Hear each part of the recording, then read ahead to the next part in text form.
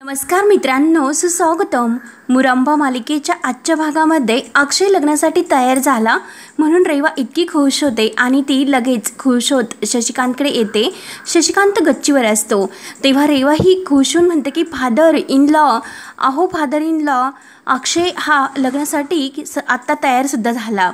ते ऐकून तर शशिकांत खुश तर होतोच, परंतु त्याच्या डोक्यात मात्र संशय असतो. तो रेवाला विचारतो की रेवा, मला एक गोष्ट सांग, तुला मी जे औषध दिले होते अक्षयला देण्यासाठी ते तू अक्षयला दिले का? तेव्हा रेवा घाबरतच नाही म्हणते, तर शशिकांत ओरडतो की काय रेवा, आणि घाबरत सांगत असते की बाबा अहो मी औषध हे कॉफीमध्ये टाकले होते, परंतु अक्षयने ती कॉफी पिलीच नाही. तेव्हा शशिकांत डोक्याला हात लावतो आणि त्याला खूप असा रेवाचा राग येतो. रेवा म्हणते की ठीक आहे बाबा, अहो त्याच्याकडे बघून मला तर असे नाही वाटत की त्याला काही आठवत असेल म्हणून. तेव्हा शशिकांत इतका चिडतो, मूर्ख मुली, त्याला सर्व काही आठवायला लागले, मला पक्का संशय आहे. तेव्हा रेवा विचारते की तुम्हाला कसे माहिती? शशिकांत म्हणतो की हो, त्याला पूर्णपणे आठवत होते की तो त्या वस्तीमध्ये राहत होता आणि तो विचारत होता की मी त्या वस्तीमध्ये राहायला केव्हा गेला होता. तेव्हा रेवा विचारते की मग बाबा आता काय करायचे, पुढे काय? तर शशिकांत म्हणतो, रेवा तू यापुढे एक काम कर की जे औषध मी तुला दिलेले आहे तर ते थोड्या थोड्या प्रमाणात अक्षयला देण्याचा तू प्रयत्न कर. त्याला कळायला सुद्धा नको की आपण औषध घेतो की काय घेतो. इतक्या बेईमान पद्धतीने तू त्याला औषध देण्याचा नक्की प्रयत्न कर, आणि तू जर त्याला हे औषध देत राहिली तर नक्की सर्व काही आपल्या प्लॅन प्रमाणे होईल, तरच हे लग्न होईल, नाहीतर तुझं हे ठरलेलं लग्न सुद्धा मोडायला वेळ सुद्धा लागणार नाही. रेवाला टेन्शन येते. रेवा म्हणते की नाही बाबा. तेव्हा शशिकांत हा खूप मूर्ख म्हणून रेवाला बोलत असतो. तेव्हा रेवाला नेमकं आता काय करू याचे खूप टेन्शन येते आणि ती घाबरलेली सुद्धा असते. त्यानंतर इकडे सीमा ही आपल्या रूममध्ये अगदी विचार करत डोक्याला हात लावून बसलेली असते. एकतर टेन्शनमध्ये खूप दिसते आणि त्याच वेळेस तेथे अक्षय येतो. अक्षय हा सीमाला हात लावून विचारतो की आई, तर लगेच सीमा घाबरते. तिला तर असे वाटते की शशिकांत मुकदम आहे की काय. अक्षयला पाहून तिच्या जीवात जीव येतो. तेव्हा अक्षय म्हणतो की आई अगं मीच आहे, कशाला इतकी घाबरते? अक्षय विचारतो की आई तुला आता बरं वाटते का? तेव्हा सीमा म्हणते की हो वाटते, परंतु बराच वेळ राहून राहून मला सारखं तेच आठवते. त्या किडनॅपरचा विचार येतो. तेव्हा अक्षय म्हणतो की आता तू असं काही विचार करू नकोस, सर्व काही ठीक झालेले आहे. सीमा विचारते की अरे पण ते किडनॅपर आले तरी कुठून? तेव्हा अक्षय म्हणतो की आई ते खरोखरीचे गुंड नव्हते, म्हणजे किडनॅपर नव्हते, ते शशिकांत मुकादम यांचे पाळणारे पाळीव माणसं होते. तेव्हा सीमा म्हणते की काय गुंड, चल काहीतरी. अक्षय म्हणतो की आई अगं माझ्यावर विश्वास ठेव, मला माहिती आहे की यांचे पाळीव हे गुंड आहेत ना, आणि त्या शशिकांत मुकादमने हे सर्व प्लॅन का केला असेल, तुला किडनॅप का केले असेल, कारण मला काही आठवते का हे त्यांना माहिती करून घ्यायचे होते, आणि हे सर्व त्या शशिकांत मुकादमने सापळा रचला होता. तेव्हा सीमाला आणखीन राग येतो. सीमा म्हणते की खरंच काय विकृती आहे, कसला हा माणूस इतका नीच याच्या घाणेरडे कृत्य करू शकतो. तेव्हा अक्षय म्हणतो की हो त्यांची विकृती तर आहेच खराब, त्यांना असे करायचे होते कारण जेव्हा आईला किडनॅप केले हे मला कळेल तेव्हा तर मी खूप पॅनिक होईल, आणि जेव्हा त्या वस्तीमध्ये त्या गुंडाने फोन करून बोलावले होते पैसे देण्यासाठी तेव्हा मला नक्की काहीतरी त्या वस्तीबद्दल माहिती असेल, आम्ही लगेच पैसे घेऊन तिकडे जायला निघेल आणि मला खरंच काहीतरी आठवते हे त्यांना त्यावरून माहिती होईल, यासाठी हा सापळा त्यांनी रचला होता. आई तूच विचार कर की ज्या वस्तीमध्ये रमा आणि मी काही दिवस राहिलो होतो, मग त्याच वस्तीमध्ये शशिकांत मुकादम यांनी तुला का ठेवले? त्यांना हे माहिती करून घ्यायचे होते की मला ती वस्ती आठवते की नाही, म्हणून त्यांनी हे सर्व केले. तर सीमाला खूप राग येतो. सीमा म्हणते की खरंच शी. तेव्हा अक्षय विचारतो की आई पण त्या माणसाने तुला काही फार त्रास दिला का? तेव्हा सीमा म्हणते की अरे नाही. अक्षय म्हणतो की नाही ना, नाही दिला, त्यांनी फक्त 5 लाख रुपये मागितले आणि 5 लाख रुपये दिल्यानंतर ते तुला सोडून देतील असे ते म्हटले होते. सीमा म्हणते की काय, अरे अक्षय फक्त 5 लाख रुपये. अक्षय म्हणतो की अगं फक्त 5 लाख रुपये हे फक्तच आहे, कारण त्या फालतू माणसांना म्हणजे त्या रेवाला आणि मला जी काही अंगठी त्यांनी घेतल्या तर त्या अंगठीसाठी आजीने किती खर्च केला हे बघ. 10 लाखाच्या त्या अंगठ्या आहेत आणि तिच्या हातात तर 4 लाखाची अंगठी, तर आजी हा सर्व खर्च करू शकते, मग मी आईसाठी 5 लाख रुपये नाही खर्च करू शकत का? तेव्हा सीमा म्हणते की अरे बास कर, हे सर्व नाटक बंद कर आता. तेव्हा अक्षय म्हणतो की हो लवकरात लवकर हे नाटक तर संपणार आहेच, फक्त आता यावेळी तू तुझ्या मुलावर विश्वास ठेव, मी सर्व काही नीट व्यवस्थित करेल. तू आता या सर्वाचा काही विचार करू नको, तू फक्त आता लग्नाच्या तयारीला लाग. आणि तेवढ्यात रमा ही दरवाज्यात येते आणि सीमाला मुद्दा म्हणते की मॅडम। तेव्हा सीमा ही अक्षयला रमा समोर म्हणते की अरे माझी लग्नाची सर्व तयारी झालेली आहे, तुमच्या लग्नात मी आद्याच्या जे वस्तीमधील लोक बोलावले होते अगदी त्यांनाच बोलावणार आहेत। तेव्हा रमाला मात्र आद्याच्या लग्नाच्या वेळेचे क्षण आठवतात, कारण जेव्हा अक्षय हा एका बुरख्यावाल्या स्त्रीचे रूप घेऊन साडी घेऊन आलेले असतो आणि रमासाठी त्याने चक्क त्याच्या हाताने ती साडी ही चॉईस केलेली असते आणि तेव्हा रमाला हसू येते। तेव्हा अक्षय विचारतो की हसायला काय झाले। रमा म्हणते की मला आठवले असे काहीतरी म्हणून हसू आले। अहो त्यावेळी मी सुद्धा होते, तेव्हा मला त्यावेळेचे काहीतरी आठवले आणि तुम्हाला कसे आठवेल, तुम्हाला तर काही आठवत नाही। तेव्हा अक्षय डोक्याला हात लावतो, खरंच हाच विचार आला की मला काही आठवत नाही आणि त्यावेळेस काही झाले होते का असे मुद्दाम तो रमाला विचारतो। तेव्हा सीमा विचारते की काय दुसरे कोणीतरी माणसं बोलवायचे का, जर तशी हरकत नसेल तर आपण दुसरं कोणीतरी बोलूयात। तेव्हा अक्षय म्हणतो की नाही आई काही हरकत नाही, ते आपले नेहमीचेच आहेत त्यांनाच बोलवा, त्यांचा बहुतेक माझ्याकडे नंबर आहे, मग मी त्यांनाच फोन करतो। तेव्हा लगेच सीमा म्हणते की बरं झालं, एक महत्त्वाचं काम माझं झालं, एकतर लवकर मुहूर्त आहे त्यामुळे सर्व काही तयारी अगदी पटापट करावी लागेल। रमाला मात्र हसू येत असते। तेव्हा सीमा उद्याच लगेच अक्षयला त्या लोकांना बोलवायला सांगते, कारण साड्या सिलेक्ट करायच्या असतात। रमा म्हणते की हो हो लवकरात लवकर बोलवा आणि ते पण उद्याच। तर अक्षयला थोडंसं ठसतं, तर सीमा आणि अक्षय रमाला ठसण्यासाठी हे सर्व करतात, परंतु रमा मात्र काही कमी नसते आणि ती सुद्धा अक्षयला हे सर्व ठसण्यासाठी आणि राग येण्यासाठी हो लवकरात लवकर करा असे करत असते, कारण तिला या लग्नाची खूप घाई झाली असे ती अक्षयला दाखवण्याचा प्रयत्न करते। त्यानंतर इकडे जान्हवी, आनंद आणि काका हे बसलेले असतात, तर जान्हवी आनंदला म्हणत असते की अरे बेबी आज काय आहे हे तुला माहिती आहे का। त्याच वेळेस ते अभि आलेला असतो। आनंद विचारतो की काय काय माहिती आहे। तेव्हा जान्हवी म्हणते की हे बघ अरे अभि तुला आठवते का आजच्या दिवशी बरोबर या दिवशी बरोबर 1 वर्ष झाले की तेव्हा मी आणि आरती बाहेर फिरण्यासाठी गेलो होतो, फोटो सुद्धा ते मेमरीज मध्ये आहेत। तेव्हा आरती अभि तुला माहिती आहे का मला काय म्हटली होती। तेव्हा जान्हवी सांगू लागते की तेव्हा ती म्हणाली होती की खरंच ती खूप लकी आहे, कारण तिला अभि सारखा नवरा मिळालेला आहे। तेव्हा काका म्हणतात की आता हे सर्व जुने विषय काढून काय उपयोग होणार, कशाला ते विषय काढून तू अभिला त्रास देते। तेव्हा जान्हवी म्हणते की असे काय करतात, अहो आपल्या हातातून वेळ निघून जाईल। तेव्हा अभि लगेच म्हणतो की वेळ तर निघून चाललेली आहे आणि तुमचं जर असं म्हणणं असेल की मी काहीतरी बोलावे, परंतु तर मग तुम्हीच सांगा की मी नक्की काय बोलू आणि तुम्हाला माझ्याकडून काय असे अपेक्षित बोलणं आहे। तेव्हा अक्षय आणि तर रेवाचं लग्न होणार आहे, मग अक्षयला हे सर्व मी जाऊन सांगू का, तू अक्षय रेवाशी लग्न नाही करू शकत, कारण रेवा आणि माझं अगोदर लग्न झालेलं आहे, रेवा माझी बायको आहे। अक्षय समोर आणि सर्वांसमोर मी हे मान्य करू की माझं रेवावर खूप प्रेम आहे आणि हे लग्न पुढे सरकावे म्हणून मी पुन्हा एकदा वाईट वागायला सुरुवात करू का। दादा तूच सांग मी वाईट वागायला सुरुवात करू का, त्यामुळे मी राहाडे घालायला सुरुवात करतो, तमाशे करू शकतो, दारू पिऊ शकतो आणि हे सर्व करू शकतो बाबा, हे सर्व मी करू शकतो आणि मी काहीच करायचे नाही असे तुम्हाला वाटते का।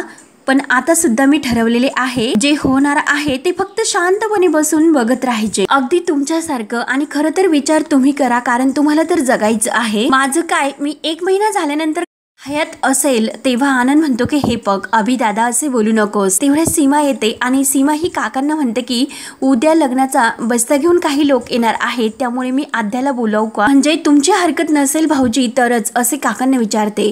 काका म्हणतात की हो चालेल ना, पण काका त्या अगोदर सीमाला एक प्रश्न विचारतात की त्या प्रश्नाचे उत्तर तू देशील का। सीमा म्हणते की काय झाले। तेव्हा काका म्हणतात की हे बघ वहिनी, जेव्हा अभि आणि मी या घरात परत आलो तेव्हा तू अभिला काय म्हणाली होतीस। सीमा विचारते की काय काय म्हणाली होतीस की जसा तू आनंद आणि अक्षयला वाढवले, अभि सुद्धा तुझ्या मुलासारखा आहे, तू सुद्धा अभिचे खूप लाड केलेत आणि त्याला प्रेम सुद्धा दिले आईसारखे एकदम, हे कोणी नाकारू शकत नाही। पण आता एका मुलाच्या आनंदासाठी हे जे काही चालू आहे, पण दुसऱ्या मुलाचे दुःख आपण विसरतो असे तुम्हाला नाही वाटत का। सीमा म्हणते की भाऊजी अहो असे नाही, तुम्ही काय बोलतात। तेव्हा काका विचारतात की मग कसे आहे तुम्हीच सांगा वहिनी। काका आनंद आणि जान्हवीला सुद्धा विचारतात की तुम्ही हे सर्व सांगू शकतात का। तेव्हा आनंद आणि जान्हवी काही उत्तर देत नाहीत। सीमा मनात हे सर्व बघून विचार करते की कळेन तुम्हाला लवकरच सर्व काही, आता तर मी तुम्हाला काही सांगू शकत नाही। त्यानंतर इकडे साड्या घेऊन काही लोक येणार असतात आणि तर घरातील सर्वजणी एकत्र येतात आणि आद्या तर आलेली असते। आद्या सुद्धा इतकी खुश होत असते, साड्या केव्हा येतील म्हणून ती वाटच बघत असतील। तेव्हा आद्या म्हणते की साड्या केव्हा येतील, तेव्हा लगेच जान्हवी तिला विचारते की अग तुला इतकी घाई कशी झाली ग आणि तुला काही कळते का? तेव्हा आद्या म्हणते की वहिनी अगं मला सर्व काही कळतं, तेव्हा मोठी झालेली आहे आता। तेव्हा लगेच जान्हवी म्हणते की अगं मग मला एक गोष्ट सांग की साड्यांचे टाइप्स कोणते कोणते असतात? तेव्हा आद्या सांगू लागते कांजीवरम पैठणी असते, नारायण पैठणी असते आणि का तिरकलस पैठणी असे अनेक प्रकार असतात। तेव्हा लगेच जान्हवी खुश होते, तर सीमा विचारते की आद्या अगं तुला साडीमधलं इतकं प्रकार कळतात? आद्या म्हणते की हो आमच्या आईकडे साड्यांचे खूप असे कलेक्शन असते। तेव्हा सीमा म्हणते की आई म्हणजे कोण, तुझ्या सासूबाईत का आणि त्यांच्याकडे इतके कलेक्शन असतात का साड्यांचे? तेव्हा जान्हवी मुद्दाम आद्याला म्हणते, आद्याला चिडवत की आई बघितलेस का आपल्या चॉईसला आता काही महत्त्व राहिलेले नाही का आद्या? आद्या म्हणते की नाही अगं वहिनी तसे नाही, अगं मला तर माझ्या मोठ्या आईचे साड्यांचे कलेक्शन खरंच खूप आवडते। तेव्हा लगेच रेवा म्हणते की हे लग्न माझं आहे आणि तुम्ही तुमच्या चॉईस बद्दल का चर्चा करतात? तेव्हा आजी सुद्धा तेथेच असते आणि ती हे सर्व ऐकत असते। मयुरी सुद्धा, मयुरीला तर हसू येते आणि तेवढ्यात रमा सर्वांसाठी चहा घेऊन येते। रेवा म्हणते की मला नकोय, तेव्हा सर्वजणी चहा घेतात। तर जान्हवी त्यावेळी म्हणते की ह्यावेळेस सुद्धा सर्वात जास्त छान साडी माझीच असेल, मी खात्रीने सांगू शकते। तर लगेच मयुरी ही जान्हवीला म्हणते की अगं मग त्यात काय झाले की नवऱ्याने पैसे फेकले तर बायको कोणतीही महागडी साडी घेऊ शकते, तुझं तर काय आनंददादा आहे ना तुझ्यावर पैसे उधळायला, मी घरातील मुलगी असून सुद्धा माझे इतके लाड कोणी केले नाही, माझ्यावर इतके पैसे सुद्धा कोणी उधळलेले नाही। तेव्हा जान्हवी म्हणते की अगं ओके मग तू सुद्धा घे ना चांगली साडी एखादी। तेव्हा लगेच मयुरीला राग येतो, मयुरी म्हणते की वहिनी अगं तू गप्प बस। तेव्हा रमा म्हणते की कशाला तुम्ही भांडतात, अहो साडी कशी जरी असली तरी साडी ही सुंदर असते, मग साडीमध्ये बायका खरंच सुंदरच दिसत असतात। तेव्हा अस्मित आणि अक्षय लगेच त्या बुरखावाल्या बेगम साहिबा बोलून येतात। तेव्हा अक्षय आणि अस्मित मात्र खूप छान दिसत असतात, कारण रमाने मात्र त्यांना ओळखलेले असते। तेव्हा अक्षय त्या आवाजात विचारतो की बेगम कोण हे? तेव्हा रेवा म्हणते की मी सुद्धा आहे। तर रमा म्हणते की हो मी सुद्धा बेगम आहे। रेवा म्हणते की माझं सुद्धा लग्न आहे। तर रमा म्हणते की हो माझं सुद्धा लग्न आहे। तेव्हा अस्मित हसून म्हणतो की साहेबा अहो एक वर एक फ्री आहे का? अस्मित आणि अक्षय हे बेगमच्या रूपात आत येऊन बसतात आणि जे साडीवाले असतात त्यांना सुद्धा आत घेऊन येतात। त्यानंतर इकडे पंकज काका हे शशिकांतला मुद्दाम त्या बाईच्या वेशात जी बाई असते ती नाटक करून फोन करतात आणि शशिकांतला म्हणतात की काय अहो शशिकांत मुकदम साहेब तुम्हाला तर माझी आठवण सुद्धा नाही। शशिकांत म्हणतो की हो येते ना। तर पंकज काका म्हणतात की मग आम्हाला सुद्धा एक संधी द्या की तुमची खातिरदारी करायची। तेव्हा शशिकांत हसून म्हणतो की तुम्ही कुठं आम्ही कुठं? तेव्हा पंकज काका सुद्धा तुम्ही कुठं आणि आम्ही कुठं म्हणजे कुठं? तुम्ही तेच आमच्या हृदयात, आम्ही आलो सुद्धा तुमच्या हृदयात। तर शशिकांत लाजून विचारतो की काय काय सांगतात? अहो मी कनी पुण्यामध्ये आलेले आहे कार्यक्रमासाठी, मग येतात ना भेटायला? आणि पंकज काका लाजत म्हणते की मी तुम्हाला ऍड्रेस पाठवता। तर शशिकांत खुश होऊन म्हणतो की हो आलोच लगेच ऍड्रेस पाठव। तेव्हा शशिकांत इतका खुश होतो आणि कुण्या गावाचं आलं पाखरू म्हणून उड्या मारतच तो बाहेर येतो। बाहेर सर्वजणी साड्या सिलेक्ट करत असतात। तेव्हा सीमा म्हणते की अहो अच्छा है का ऐसा नया नया साड़ी में दिखाने को, मग दिखाओ। तेव्हा अक्षय ज्या बेगम साहिबाच्या रूपात आलेला असतो तर म्हणतो की हो हो बहुत कुछ ऐसा सुंदर डिजाइन आणि कलेक्शन मी लेके आया हूँ, बहुत खूबसूरत, आप फक्त देखिए हमारे आगे इतनी सुंदर लड़कियां बैठी है तर हम भी सुंदर कलेक्शन उनको दिखाता हूँ। तेव्हा रेवा तर खूप लाजते आणि रमा सुद्धा। बेगम साहिबा अक्षय विचारतो पिछली बार जब हम आए थे तब ये दोनों लड़कियां यहाँ थी आणि इसमें किसी की म्हणजे इस दोनों में किसी की शादी हुई थी क्या? तेव्हा सीमा ही सांगायला जाते की म्हणजे रमाचं लग्न झालेलं आहे, परंतु परत ती स्वतःला शांत करते नव्हतं झालेले। तेव्हा लगेच अक्षय हा बेगम साहिबाच्या रूपामध्ये म्हणतो की मैं तो बस ऐसे ही पूछ रही थी, क्या इस दोनों की शादी के लिए तुम साड़ी मेरे से खरीद रहे हो? इन दोनों की शादी तर एक ही मंडप में होने वाली है। मुझे ऐसा लगा की इन दोनों का शोहर ही एक ही न हो।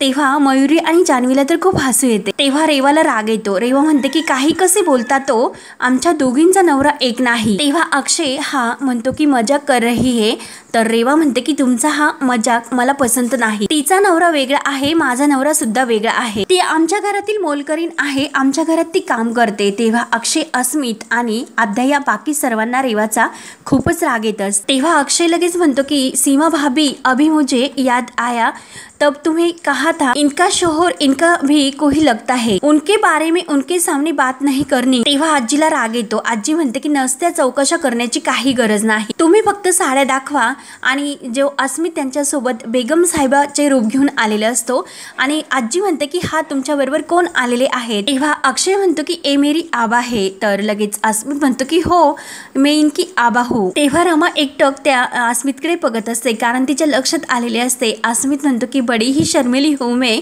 रमा एकटक बघत असते। तेव्हा अक्षय म्हणजे अस्मितला म्हणतो की आबा एकतर तू बोल किंवा मी बोलतो, मैं बात करता हूँ। तेव्हा अस्मित म्हणतो की हो हो आप बोलो। तेव्हा अक्षय म्हणतो की मेरी आबा बहुत शर्मिली है, हमेशा अच्छी बात करती है। आणि अक्षय साड्या दाखवायला सुरुवात करतो आणि तेवढ्यात शशिकांत बाहेर येतो आणि हॅलो लेडीज असे म्हणतो। तेव्हा अक्षय विचारतो की सीमा बहन हे आपके कोण है? तर लगेच सीमा म्हणते की, तर सीमाच्या अगोदर शशिकांत म्हणतो की अगं तुला माहिती आहे ना मी कोण आहे, आणि त्या शब्दाचा अर्थ तुला कळतो का? मग सांग की मी तुझा नवरा आहे म्हणून। तेव्हा सीमा म्हणते की हे माझे मिस्टर आहे। तेव्हा अक्षय म्हणतो की हाय अल्लाह गलती हो गई। तेव्हा लगेच अस्मितच्या जे हात असतात तर शशिकांतच्या हाताकडे लक्ष जाते आणि त्यावरील जे काही गोंधन असते आणि केस असतात तर ते शशिकांत बघतो। तेव्हा लगेच शशिकांत विचारतो की तुझे नाव काय? तेव्हा अक्षय आणि अस्मित मात्र थोडंसं घाबरतात। तेव्हा अस्मित त्याचे नाव सांगतो आणि मी साहिबा के साथ आई हूँ असे म्हणते। तर लगेच शशिकांत विचारतो की मग मला एक गोष्ट सांग की अदब आणि रफाकतचा अर्थ काय? तेव्हा अस्मित तर अक्षयकडे बघत असतो। अस्मित हसण्याचे नाटक करतो। अस्मित म्हणतो की आप तो बहुत मजाक करता हूँ, तर शशिकांत म्हणतो की नाही मजाक नाही, सांगून दे ना तिला। तेव्हा आजी विचारते की शशिकांत अरे तुला कायच नेमकं काय वाटते आणि काय चालले तुझे हे सर्व? तेव्हा शशिकांत म्हणतो की आई मला बोलून दे, कारण मला संशय आहे ही बाई बाई नाही। तेव्हा मात्र अक्षय आणि अस्मित खूप घाबरतात। तेव्हा अस्मित लगेच हसून म्हणतो की हा मी बाई नाहीच हूँ। तेव्हा अक्षय रागाने त्याला खुणावतो आणि अस्मित परत म्हणतो की मी बाई माणूस। तेव्हा शशिकांत ओरडतो की फालतू विनोद करू नको, अगोदर तोंडावरचा बुरखा बाजूला काढून घे। तेव्हा लगेच शशिकांत त्याच्या चेहऱ्यावरचा बुरखा बाजूला काढून घेतो। तेव्हा सर्वांना खूप धक्का बसतो। तेव्हा रमाला मात्र खूप हसू येते। रमा म्हणते की काय अस्मित तू? तेव्हा शशिकांत म्हणतो की हो मी तुम्हाला सांगितले होते, कारण शशिकांतच्या या नजरेतून कोणी सुटत नाही। तेव्हा शशिकांत अक्षयला सुद्धा म्हणतो की तुझे सुद्धा थोबाड दाखव। तेव्हा अक्षयला तर खूपच घाबरतो आणि धक्क्याने तो शशिकांतकडे बघत असतो। काढ तो बुरका काढ। तेव्हा लगेच सीमा ही खूप घाबरते आणि रमा सुद्धा खूप घाबरते की नक्की आता हे सुद्धा पकडले जातील। तेव्हा शशिकांत म्हणतो की बुरका काढतेस की मी तिकडे काढण्यासाठी येऊ? तेव्हा बेगम साहिबा अक्षय म्हणतो की आदमी है कि हैरान, ऐसी बात कैसे करते हो? इन्होंने मुझे रिक्वेस्ट की थी इनके बेबी को साड़ी सिलेक्ट करने की, इनको यहाँ आना था इसलिए मैं उनको लेके आई। तेव्हा अस्मित म्हणतो की हो मी तर रमासाठी आला होतो। तेव्हा लगेच शशिकांत म्हणतो की उगाच शेंड्या लावू नको। तेव्हा अक्षय म्हणतो की आप प्लीज मेरी बात सुनिए, ऐसे पराया मर्द के सामने असा बुरखा निकालना हमारे लिए जायज नाही हमारे लिए। तेव्हा आजी म्हणते की शशिकांत अरे ते हा नेहमी आपल्याकडे येतात आणि तो अस्मित तुला म्हटला ना रमाला भेटायला आलो म्हणून। तेव्हा अस्मित म्हणतो की हो हो मी रमासाठीच आलो होतो। तेव्हा शशिकांत लगेच अस्मितला घेऊन बाहेर येतो आणि बाहेर आल्यानंतर म्हणतो की काय रे सोंडक्या कुठे थरपडलास? तेव्हा अस्मित म्हणतो की अहो साहेब मी खरंच खूप साधा आहे। तेव्हा शशिकांत म्हणतो की अरे मी सुद्धा खूप साधा आहे। शशिकांत विचारतो की तू अक्षयचा जुना मित्र आहेस ना, मग त्याच्या आयुष्यात सर्व गोष्टी ज्या घडलेल्या आहेत, त्याचा ऍक्सिडेंट झाला हे तर तुला सर्व काही माहितीच असेल, रमा आणि अक्षयचं लग्न झालं हे सुद्धा तुला माहिती असेल। तेव्हा अस्मितला काय उत्तर देऊ ते समजत नाही। तेव्हा शशिकांत त्याला धावत विचारतो की काही माहिती आहे का?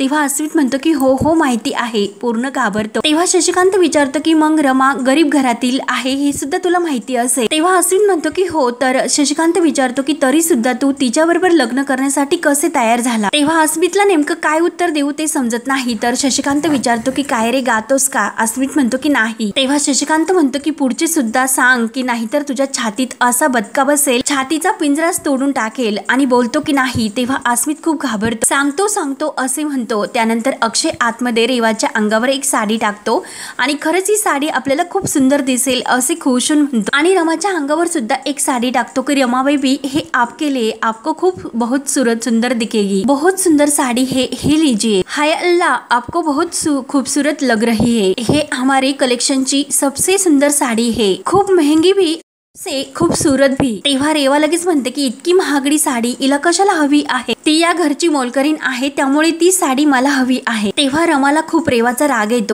सीमा आणि रमा रागाने रेवाकडे बघत असतात, तर हा भाग येथे संपतो। पुढील भागामध्ये रमा ही अक्षय आणि अस्मितला सांगत असते की नेहमी मला जे आवडते ते रेवालाच आवडते, कदाचित यावेळी जे मला मिळतं ते जास्त मूल्य असेल। तेव्हा अक्षयला हसू येते, कारण अक्षय पुन्हा रमाला मिळणार असतो। त्यानंतर इकडे जे इन्स्पेक्टर साहेब असतात तर ते फोन करून सांगतात की ज्या ड्रायव्हरने आरती मुकादमला उडवले तो तर फरार आहे, तर मला असे वाटतं की त्याला कोणीतरी गायब केले। तर हे ऐकून अक्षयला खूप मोठा धक्का बसतो। अक्षय मनात ठरवतो की रेवा, तुला मी नाही सोडणार। तेव्हा आता पुढे काय काय होत राहणार हे बघण्यासाठी आपल्या चॅनलला नक्की सबस्क्राईब करत राहा। धन्यवाद।